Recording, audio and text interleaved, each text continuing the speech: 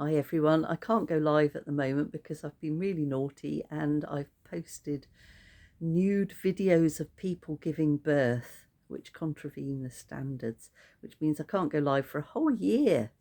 So it's a really serious thing. You know, the pictures that I've shared might have corrupted people into believing that people can actually give birth, like without too much medical interference. Like,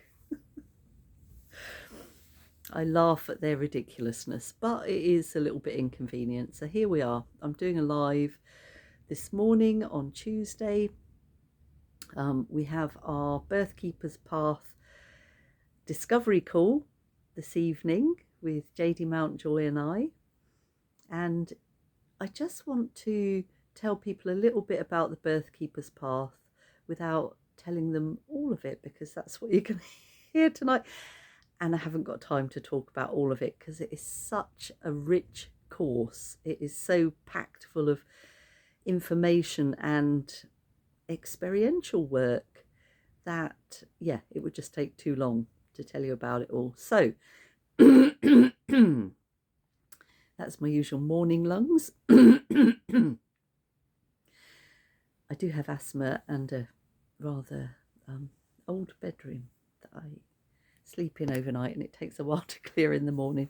But you will get a lot of this on the course. You will get a lot of my real genuineness. There is no acting here. There is no filter. There are certainly no masks anymore. I wore masks for about 60 years, but yeah, they've gone now. So you get the authentic, quirky Joy with all my knowledge and all my experience and all my authenticity. And I'm not someone who's going to be jumping up and down.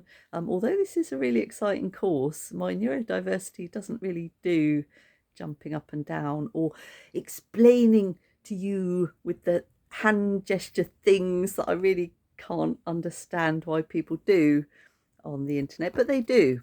So yes, I'll let them be, because that's obviously them doing them, but this is me.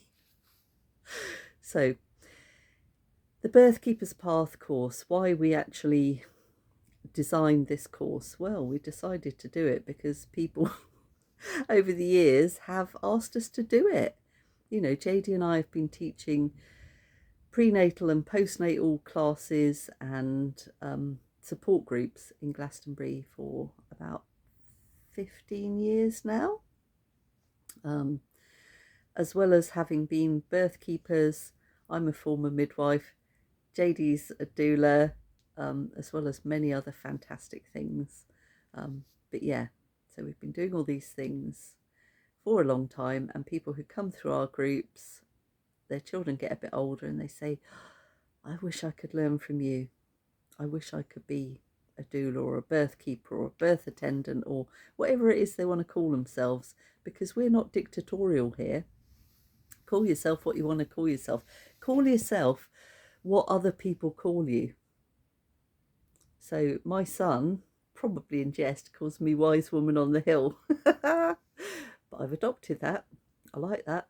But yeah, when I was a midwife, people called me midwife. Sometimes they called me nurse, which I wasn't. I had been a nurse for 20 years before that. Yeah, so call yourself what you want to call yourself. We call ourselves birth keepers because we're honouring the lineage that comes via Jane Hardwicke Collins from Janine Pavati Baker, who came up with the word. She liked the word for earth keeper and also people who attended births, and combined the two to reflect to someone who is a guardian of the birth space. So we don't keep birth, you know, but we are keepers, as in guardians of the birth space, energetically and emotionally. And yeah, that's where the name comes from.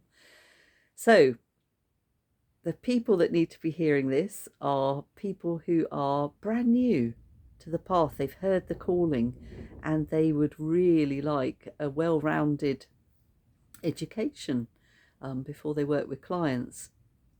This call is for you.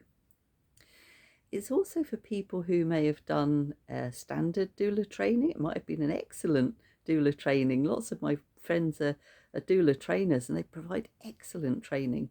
But perhaps it was years ago. Perhaps you'd like to add to your knowledge base. Perhaps you'd like to hear what JD and I bring to the table.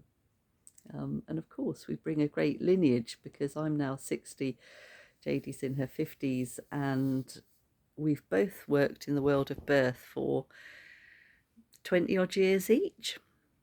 So you have like 40 plus years of combined experience. Sorry, my arm's waving about. I'm holding the phone in my weaker arm. Repetitive stress injury from a colouring exercise I did, but there we are. Yeah, can't hold it in that hand. Yeah, so we've got a wealth of knowledge between us, and we have learnt from great teachers. We've received the direct transmissions from our teachers in our lineage. So my great mentor was Mary Cronk. I know JD has studied with Suzanne Yates, and I've taught on the same stage as, not with, it would be really good if I had taught with Michelle O'Donnell and Ina May Gaskin and Sheena Byram and other greats. I don't want to be name dropping, but I have been able to absorb their wisdom as being part of these conferences and in private chats with them afterwards. I actually spent 10 days on the farm where Ina May Gaskin lives, learning about how their midwives do things and what we can learn from them. Of course, I'm no longer a midwife, but it's the ethos, it's the energy behind the teachings that we're bringing forward. Penny Simkin, When Survivors Give Birth, there's some great stuff came from Penny Simkin. Gail Tully, when she was teaching workshops in the UK, she stayed over with Mary Cronk and we had this private teaching session together. It was a brainstorming session. Love you, Gail. Anyway, you don't need to hear, but we bring forward this mass of knowledge from the direct transmissions that we've had from the great teachers. And we are now repositories for this knowledge, and we'd like to pass it on to you because it would be an absolute tragedy to not pass this information on. The point in teaching is so that we can pass the baton and you can carry on the lineage. You can have all the information to help the clients that you're caring for. So who else is it suitable for? Perhaps you're a hypnobirthing instructor. Perhaps you'd like to deepen your knowledge base and add additional skills to your repertoire.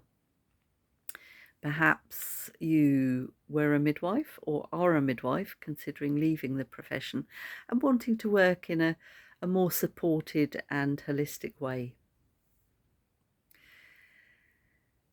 Perhaps you're a homeopath or an acupuncturist or another professional who again just needs that extra information about conception, pregnancy, birth, early parenthood, to work with your clients more effectively. This course is for you.